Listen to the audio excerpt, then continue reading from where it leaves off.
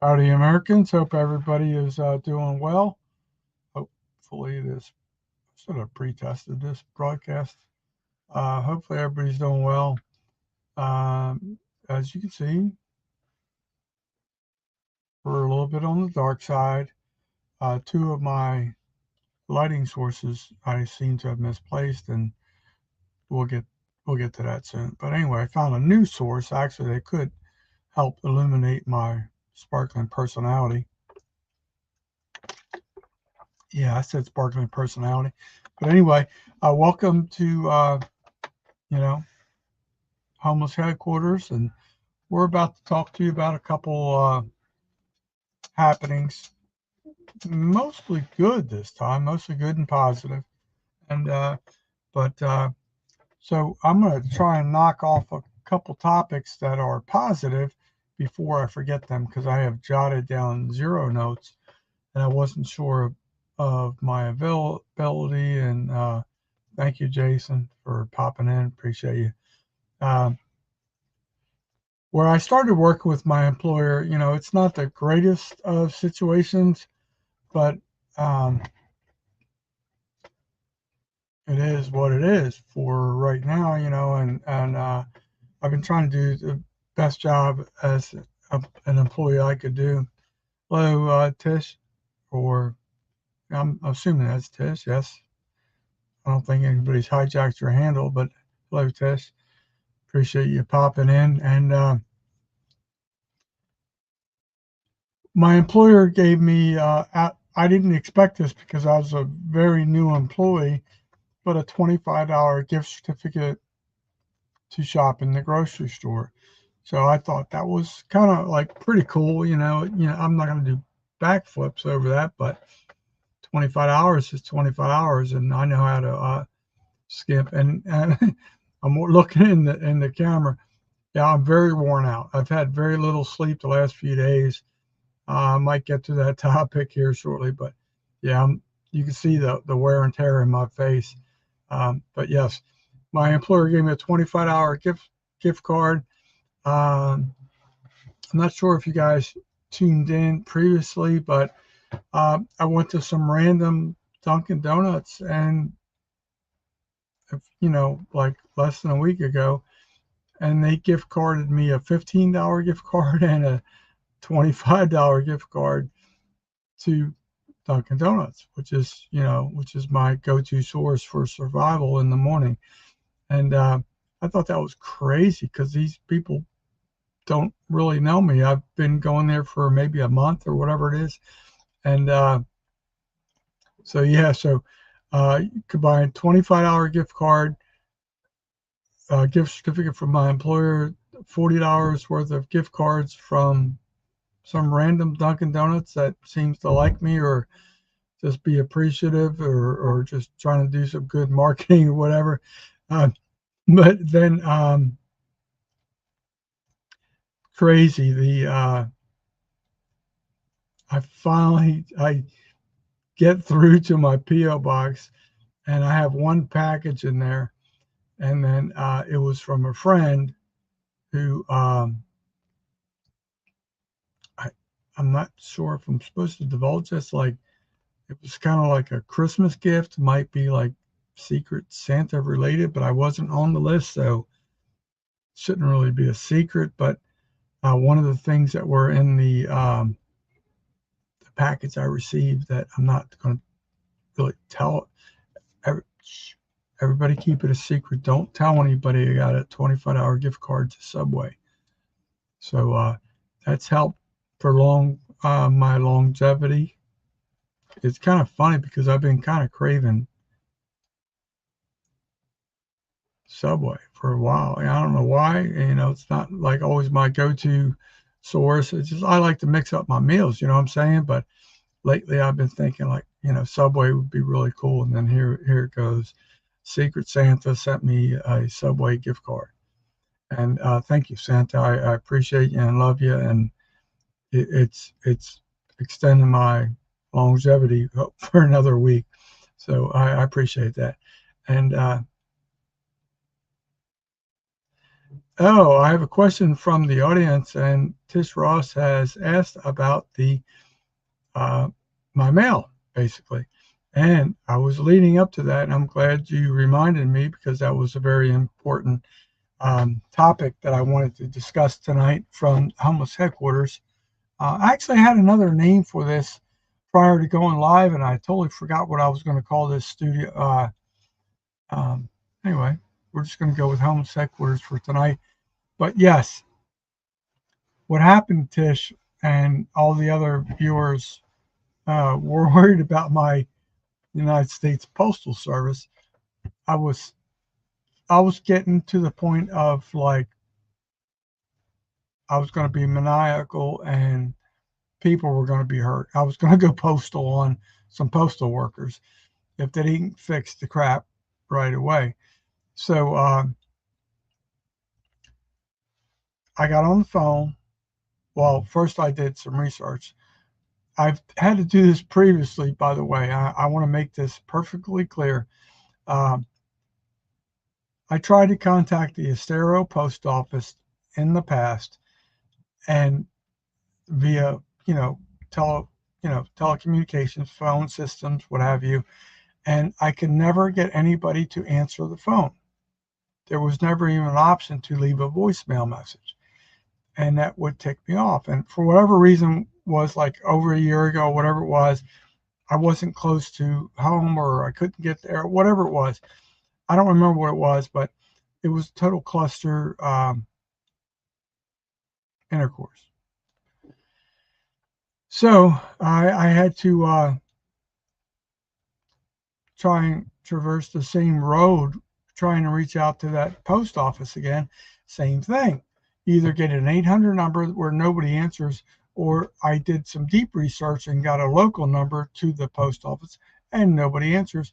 And neither option gives you the option to leave a voicemail message. Please call me back at such such. I have this concern or whatever. Nothing.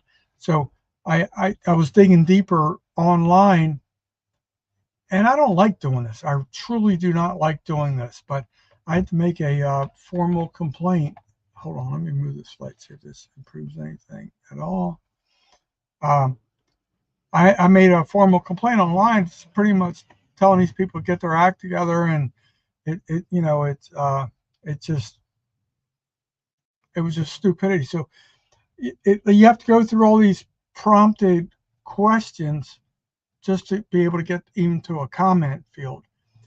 I hate the one reason I don't like doing polls online or anything like that because it's always scripted. It only gives you the you're not allowed to speak freely or something like that. So I don't like doing that. But so I finally got to a screen where I made a major complaint in capital letters, sounding like asshole of the year, because I was so pissed off with the poor quality of the United States Postal Service. And that was not, I mean, I'm talking like in Florida, not Quinnipiac, Michigan. So, um, it, I go through all this and I'm pissed off because they're literally killing me because I cannot get better employment until I have my Social Security card. I could lose my current employment if I don't have my Social Security card. So I kid you not, like probably 2 or 3 hours later, I'm at work, which I'm not supposed to be on my phone at work. That was another topic that came up recently with all the employees yesterday. But I happened to glance down. I recognize that's the Estero post office phone number. I answer it. It's the postmaster, and she's pretty much just trying to appease me and kiss my ass and I guess address this negative mark that would be on her record. And now, so I'm telling her the whole story, and she goes, "Yeah, yeah, let me check. Yeah, I see I have these four cards on your forwarding, and I'm like, yeah, well, what, where's my mail? Just tell me where my mail." She goes, "Let me go check." And oh yeah, we're still holding on your. I'm like, why the frick are you still holding my mail? You're telling me you have 4 copies of the forwarding address to Milton, Florida. why are you not forwarding? She goes, well, we're shorthanded. We're working 60 hours a week. And I'm like, I don't care about that. Just send me you're literally going to put me 6 feet under if I don't have my Social Security card. Just do whatever you got to do to get me my mail now, because I'm waiting patiently, respecting the process where apparently there is no freaking process. Send me my damn mail and cancel my box at the end of the month. So I only get charged for the one, not two, or, So she's like, no problem. I'm going to send it to you.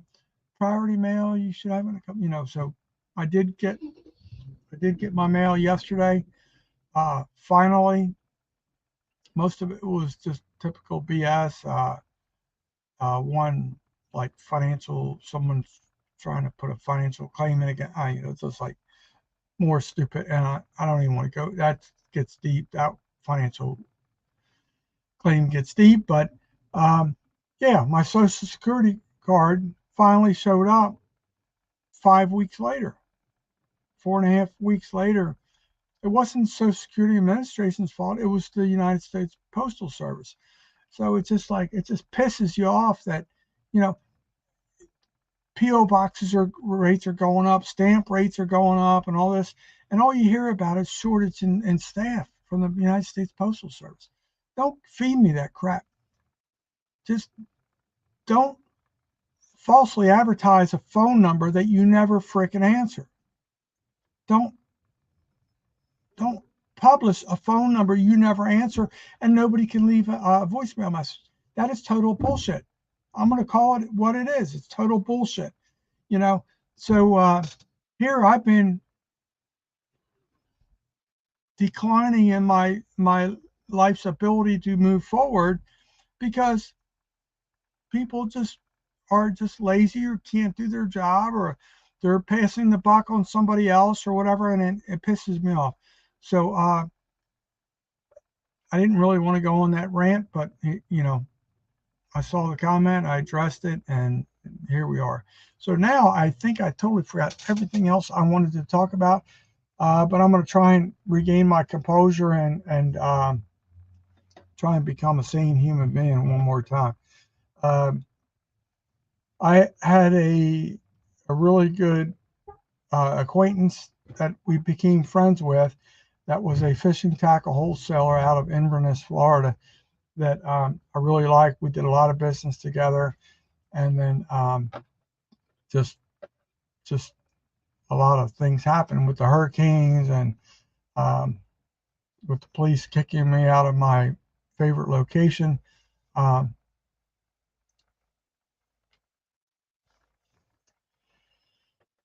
So yeah,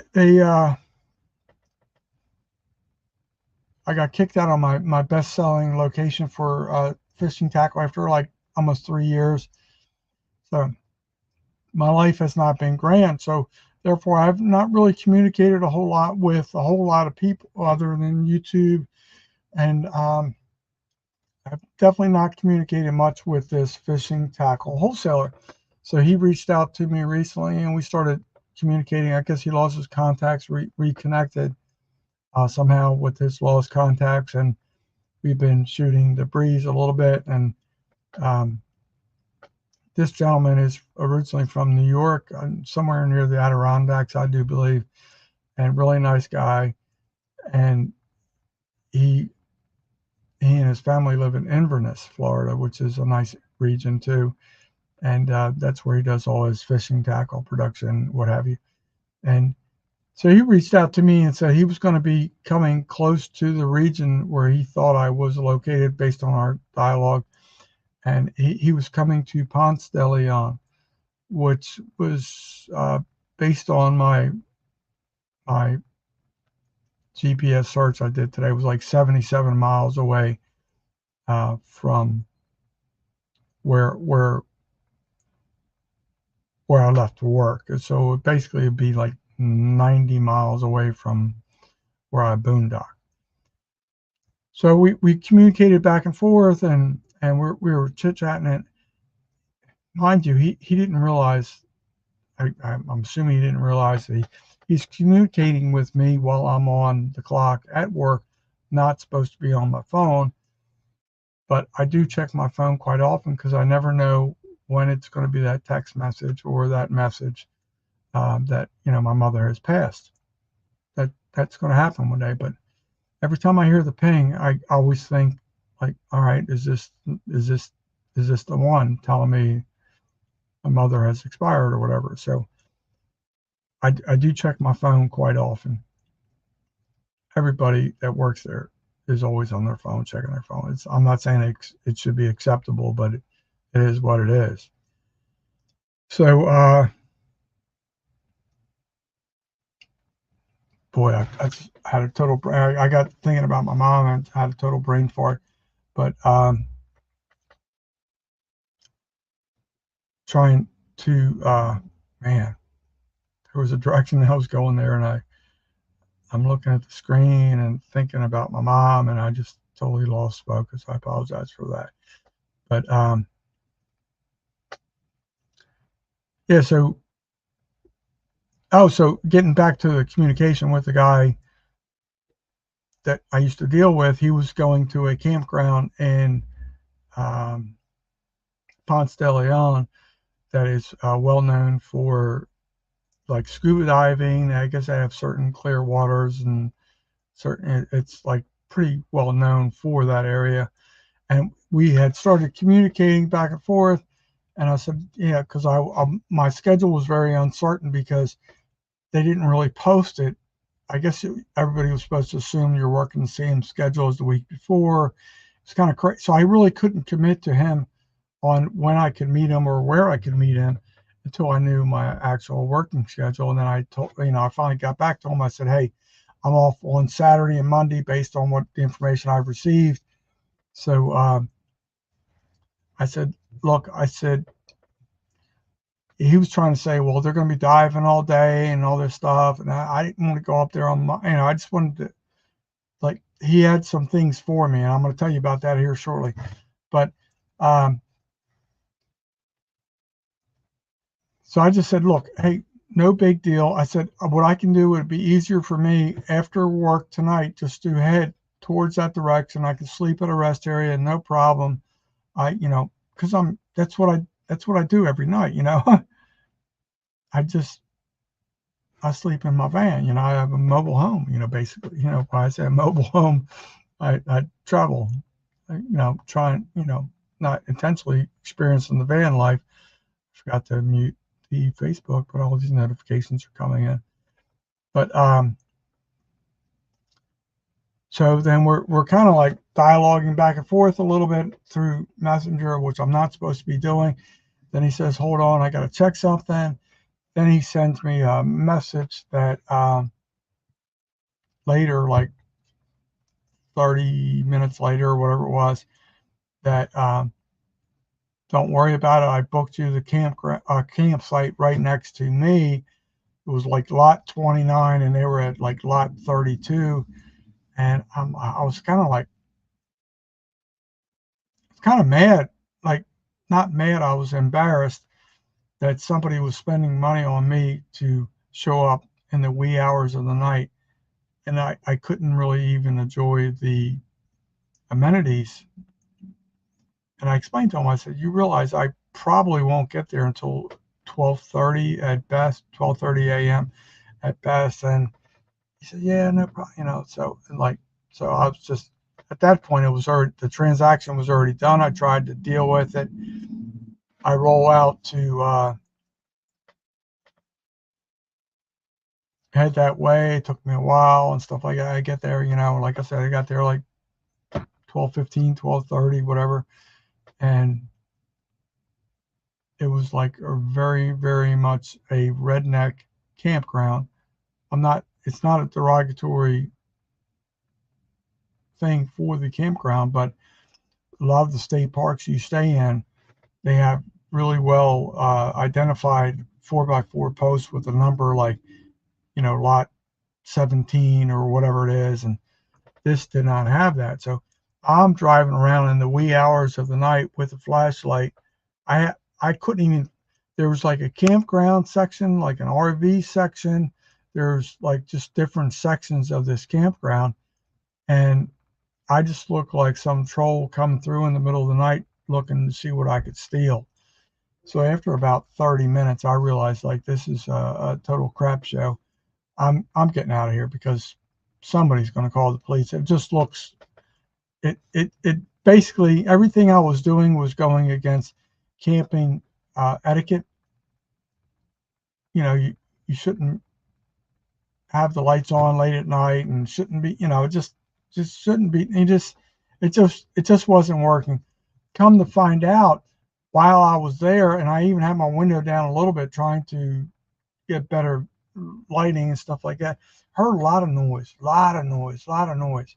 They had a convention there for tree climbers that were, I guess, were partying their ass off, and from what I found out today, they partied until like 4 in the morning and started again at like 6 in the morning. But they were doing, it was like a competition expo, whatever, with all these vertical tree climbing skills, I guess you would say. And I don't know if they were giving out awards or what, but it was just tree climbers. You got to be half crazy to do that stuff anyway. But they were all there, congregated, and I had left and came back, and so once I decided, I'm going to boondock at some people just looked in my rearview mirror trying to see what G Money's doing in his homeless headquarters and his studio. It's kind of funny, but I guess I saw the lights in the setup and wondering what like, is this the FBI surveillance van or whatever? Who knows? But they gave me some weird looks, but just mind your own business, ladies. So, where was I? So I finally get back. Like I'm trying. When I get back to like the main road, I see a sign that says rest area. So I make a turn thinking the rest area is going to be on I-10. And no, it was not on I-10. It was like right off of I-10. And I found out this morning that that little rest area was just like a dirt parking lot and maybe like 10 tractor trailers could park there. And it wasn't even like a regular rest area off an interstate where you could have restrooms and. So I found that out today. But so last night I boondocked at a Waffle House, about 17 miles away because I thought the rest area was like 1 mile from, no, big error on my part. So I boondocked at the Waffle House, which does not have Wi-Fi. In case anybody's ever curious about what locations have Wi-Fi, you can get Wi-Fi. I'm pretty sure at IHOP. I know 100% for sure Waffle House does not have Wi-Fi. Cracker Barrel does, and there's some other, like hamburger joints like McDonald's, uh, Wendy's, Arby's, stuff like that. That those places do have Wi-Fi, but for whatever reason, Waffle House does not have Wi-Fi. So just keep that in mind. But it's open 24 hours, so you feel like you can boondock freely without getting harassed, and I did. But as soon as I get all hunkered down, I didn't want to. I didn't want to message my friend in the wee hour past midnight because I was there past midnight because I assumed they were sleeping, and you don't want to do the disrespectful thing to um, ping somebody in the middle of the night and wake them up or whatever. So I finally, I don't know what time, like whatever time it was, like I finally get hunkered down. I'm in the cot, about to fall asleep. My phone goes ping. I forget what the question was exactly, but it was like, hey, are you still coming, or did you find, and I'm like, then I had to communicate like, yeah, I drove around for 30 minutes in the campground. I could not find, the lot number that, you said was paid for. So I'll just catch you in the morning. Just tell me what time. So So we went through the process this morning. I know this is getting long, but this is what happened. This is the real deal. So he kind of knows about some of my, my struggles. He's kind of like, I shared a video with him about something. I can't remember what it was, but so he understands, my situation, and he donated a bunch of fishing tackle to me. A lot of, I haven't even inventoried it, but if I had to guess, it was probably retail value, probably at least $100 worth of fishing tackle that he donated to me, which I thought was really cool. Did not have to do, and that was very nice, very kind. I love seeing nice, kind people out there in the world still. So I like to consider myself one of those people when I can. It's kind of like, I don't know what you want to call it, life's reciprocation right now, coming back to me a little bit. And so, he's talking and we're doing this, that, and everything. And then he also gave me two portable stoves, cooking stoves that could be used for camping, that can utilize charcoal, propane, wood, I think pellets and all this stuff. And they're really nice, compact. And one is a fully set up system with a separate box for the propane.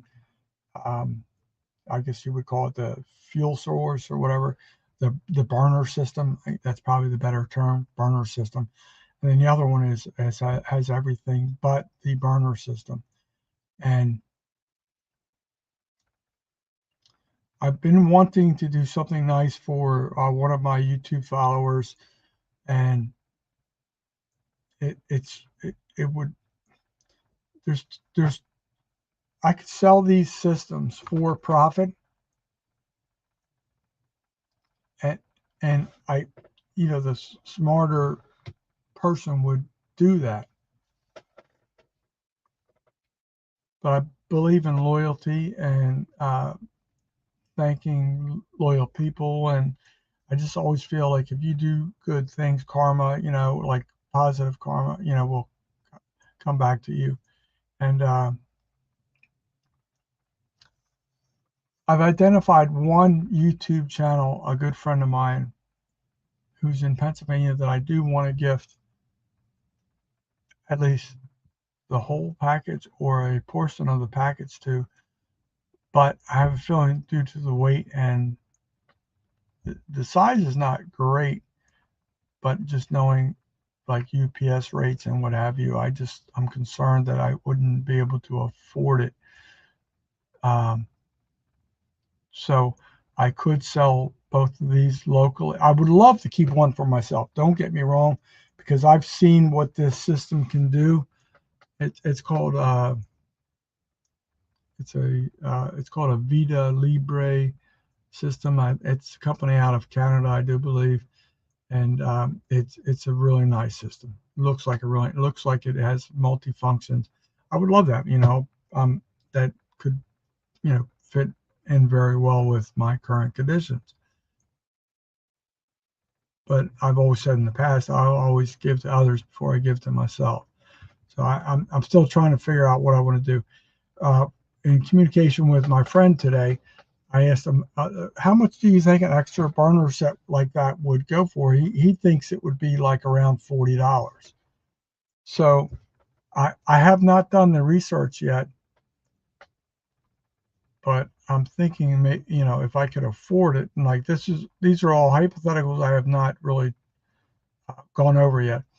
But if I send that one incomplete set to my friend in Pennsylvania and research, if that could be obtainable, the burner system could be obtainable through Amazon, maybe that would be a more economical way to handle the transaction.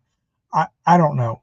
Or maybe if I sold a complete system, I don't know. I'm just still trying to figure out all the options. Hello, hello, Brian from Cheesehead Media. Nice to see you. I always appreciate seeing you. Just talking about life. I didn't really. I should have scripted some things. I'm just trying to catch up with, you know, with people and what's going on. Um, so I basically what I've talked about was um, I got a gift certificate from my employer for 25 hours. A friend of mine sent something from an unknown land that included a Subway gift card. I rehashed the fact that I got $40 worth of gift cards um, from Dunkin' Donuts. You know, personnel there that I really barely knew. That was kind of cool. Um, oh, here's the other thing I want to tell you guys about. I knew eventually my brain would come around if I just jibber jabbered long enough. And on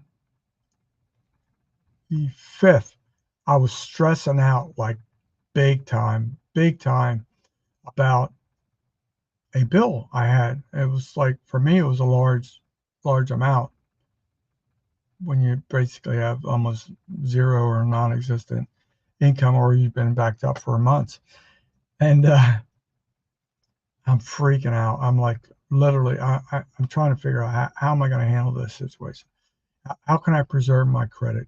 What do I need to do? So I started looking into my banking account information, and when SunTrust and BB&T merged to become um, Truist Bank, for whatever reason, I no longer had overdraft protection. They reclassified me in the merger and all this stuff. So I went and looked into that, trying to get the overdraft. I'm like, worst case scenario, let me just pay this bill and hopefully overdraft will cover the bill and it won't be like bounced, whatever, returned, NSF or any of that stuff. So when I was doing my research, I don't know how or why this came about. Some people might call it divine intervention, but the I happened to see this thing pop up on my mobile app. It was called Cash Reserve, and I had no idea what that was and never heard of it. So hold on one second, folks. My lips are getting kind of parched here. Colorado Kool-Aid on a Saturday night. All right, so I feel better now. So I look into this cash reserve thing, and basically it is some type of cash advance system thing that I never knew anything about. I I literally was in panic. I had hours to save a negative impact on my credit report. So I'm looking at this thing, trying to read it. I had no idea what the top end of this advance was or what the low end was. And I know what my credit score is, and I follow that. So I quickly just pop in a cash reserve, like I forget what they called it, advance or whatever, for $400, and in less than 60 seconds, ping, I had $400 in my checking account. So you talk about cool and saving the day at like literally the last minute deadline.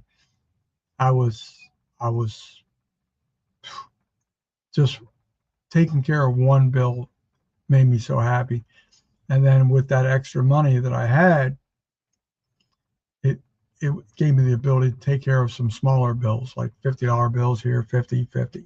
So it really helped out. And I was like, and I know it's not going to change my life forever. And then I remember seeing the statement was I have to make 4 payments of basically $104 for the next 4 months, due on the 5th of every month. And one of the options they wanted to do was like the automatic. I don't do the automatic withdrawal because that's for people that have money, and I just pay my bills when I have the money. But so I was like, oh my gosh, like you talk about a Hail Mary or Hail Gary or divine intervention, or, I know if Tish Ross was in here, she would say, the good Lord's looking out for me and all, but I'm not going to say, what it was attributed to, but it just happened.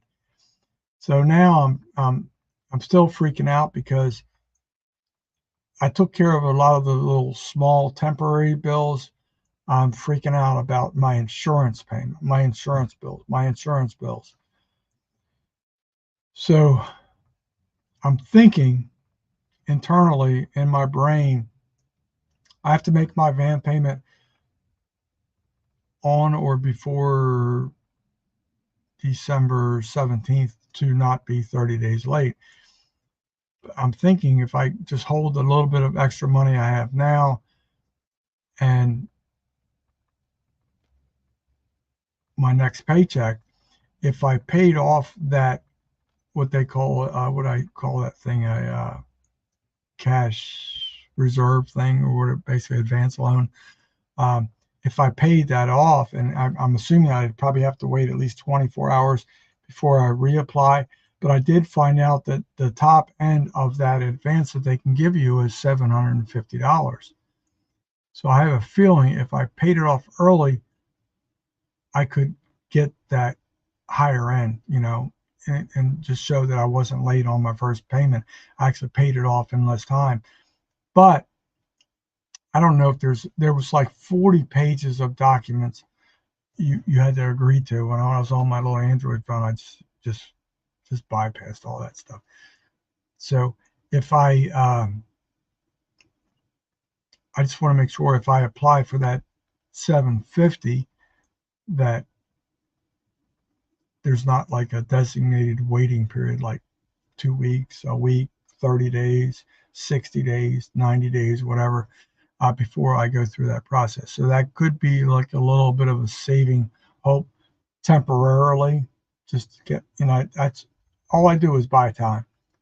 Can I get through the next 30 days, on each bill? I just live 30 days to 30 days on my bills. And, but I'm excited about this camping equipment I did receive. I really like the idea. Um, and here's the other thing. My friend with this fishing tackle wholesale business, we started talking. He kind of wants to expand his network, his client base in this region. So I said, I'm trying to just get through the basics in life right now and make sure my insurance and my van is paid. And then, yes, I can get out there and hit the road. So basically, he would subsidize me for going out there and hustling and trying to establish new accounts for bait and tackle shops. There's 3 right off the get-go that I know of on my radar. And one, he and I concurred with that it was a really good prospect. That is a major up-and-coming business that it's going to be expanding in the future. So it just comes down to time, money, and availability. I don't have a problem putting in the time on my days off, but if it requires travel, it requires fuel. Fuel is money, stuff like that. So, so what we agreed on, he sells some larger, bulkier items like traps, be like pinfish traps and crab traps and stuff. I really don't want to get into that side of the market currently, because I don't have anywhere to warehouse that, and it's a lot of bulk for little profit. So, but when it comes to like the ready rigs and the fishing tackle rigs and stuff like that, I told him today, I said, I'm ready to get after it with, for you and, with you. And so he put together a really nice portfolio that he has at his shop that I've been visited before in Inverness. And it's kind of like, if you ever see those pockets they use for like baseball cards, and he has all the different types of rigs, different sizes, and you could flip through. Hey Ted, how's it going, my friend? Brian, Jason, anybody else who's here? Tish, I think, has been here. But anyway, so I said, like, hey, yeah, I'll do what I can for you. Just I'm trying to get through. He understands the hurdle. He knows the whole inside of what's happening, and so he's putting together basically like a 3-ring binder with all these different types of fishing rigs in these like sleeves, and then he's going to have a price sheet for me and stuff like that. So then I would get like a commission on sales for whatever bait shop produces, especially if it's like new accounts. As I guess I guess we didn't really get into the details. I'm assuming it's not going to be lifetime, but as long as I'm working and producing for him, that would I would get those residual sales. So I'm kind of excited about that because that is I want to be tied and related to something that makes me happy. Putting cans of peas and sweet corns for Haley up on the shelf doesn't really excite me. You know what I mean? But sending a pallet of cream corn and sweet corns to Haley at Christmas time, like I've already prepared and ready to ship out, that does excite me. But like doing it on a nightly basis does not excite me. But anyway, folks, I'm sure there's a whole bunch I have forgotten to tell you, but the one thing you can obviously ascertain, I splurged and I spent $25 for another month of StreamYard. Today is 12/9, so I probably have until January 9th, 8th, whatever it is, before I get booted or I cancel or whatever. But anyway, so I appreciate everybody for tuning in. And if you haven't watched recently, a few days ago I posted that I had 154,000 views since I started this channel. I think it was like May 4th or May 6th, 2022. So I was real proud about that. Like that was really cool. And then I just recently did like I wouldn't call it a high quality production, but it was something I've been wanting to do about a shed to house type video. And I liked what I did with all the details on the specs on the shed.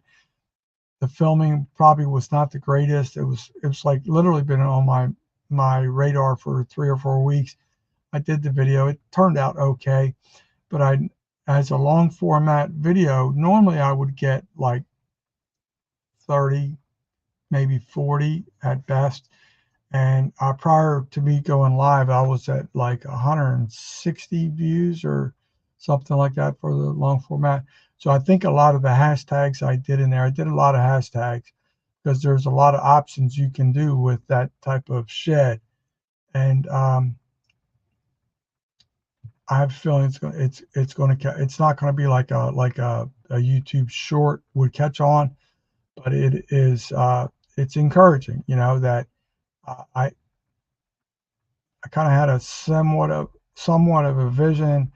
I followed through the hashtags. I did more legwork than I normally would do on a description, which is just purely my fault for my previous videos. But it is starting to gain some traction. So I think a lot of that is because a lot of the hashtags I did are related to that shed video. That could be like a man cave, she shed, tiny house, what have you.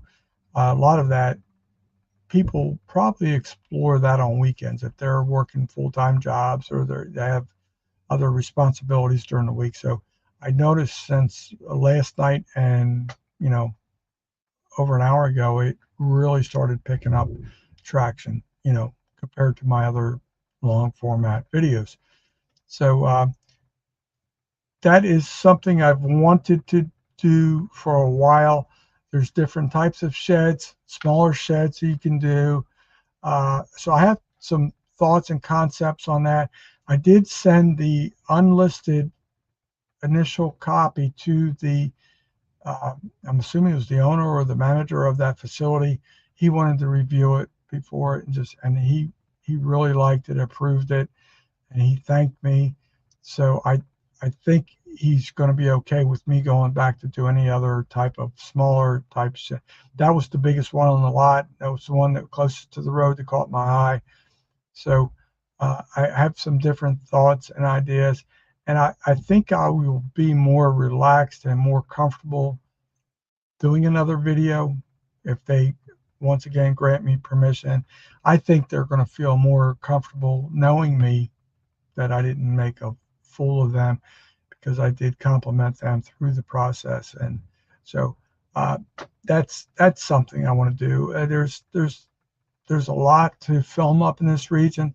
It's just, I really don't have a GoPro happening right now, and just trying to do everything on my phone in between mental health crises and what have you. But I'm happy that I was afforded the opportunity to do that shed. I have a thought on that shed. One thing, and I'm not going to express it live because they were so kind to afford me the opportunity, that I think could be improved based on some other shed to home videos and homestead type videos I've watched in the past, that could improve the longevity of the survival of the shed. But I really don't want to broach that topic yet. But, oh, here's another thing. I did talk to somebody this evening about hypotheticals. Somebody who has a 5-acre homestead. If my life changes, anytime in the near future before her life gets disrupted, what is the possibility of perhaps selling 1 acre on that 5-acre homestead? And then maybe, perhaps I could do that shed to house. I said I would like to have, I forget what they call that, common easement access to the property and such. And I said, maybe if you could sell off 1 acre to me in the future, if, whenever that, hopefully before her life gets turned upside down, would that be something you would consider? And she said, yes, definitely. So I have no idea. It would just be like just a plot of land. It wouldn't have a house on it. I would have to bring in obviously like a shed house type thing, and try and, chart my own journey. But that was just a thought. That was preliminary thought. I just kind of ran it by her, and she seemed real excited about that, because maybe that is an option, even if it wasn't with me, something that could help save her property that is in distress right now, I guess you could say. And I even mentioned to her, I said, look, I love your property. It has a ton of potential. There's a lot of overgrown growth and what have you. I said, I don't want to do any of that right now, because I don't want to do it for just for the bank. I said, once I know you're protected and covered, then I'll go out there and I'll weed whack, I'll trim trees, I'll clean brush. I said, I'll get that place looking nice, because when I was in my younger years, I used to be a groundskeeper for DuPont Estate. I did 2 tours, and I've always done landscaping and stuff like that. And, not in the last 20 years, but in my younger years. So I definitely want to give back and try and help somebody save their property, if I can save my own ass first. You know what I mean? So it's crazy. Hey, Preston, nice to see you, my friend. Just shooting the breeze up here, just trying to rehash. I love what, Preston, I love what you have done with your channel, what your family has done with your channel. And anybody who does not know Oklahoma Adrenaline Life, I highly encourage you, please, if you do nothing else tonight, go over and click, watch, and subscribe to Preston's channel, Oklahoma Adrenaline Life. He's a young man, 16 or 17 years old, who has the maturity of like a 37-year-old man. He's very wise and very creative with his YouTube skills. He is way beyond my talent level, and he's a good follower, good ambassador to the YouTube community. So anyway, with that being said, folks, I think I've rambled long enough. I'm gonna tap out. I thank you guys, and like once again, please go over and subscribe to Oklahoma Adrenaline Life. You're gonna love his content, and if you ever have the opportunity to bring him up on a live or an interview or what have you, or if you're anything related to hunting, fishing, outdoors, anything like farm and feed, anything like that, Preston can answer your questions. So I thank you, folks, and I'm gonna tap out. I'm just gonna leave you one last message. Always remember, know your legal limits, my friends. I love you guys. Thank you. Peace out.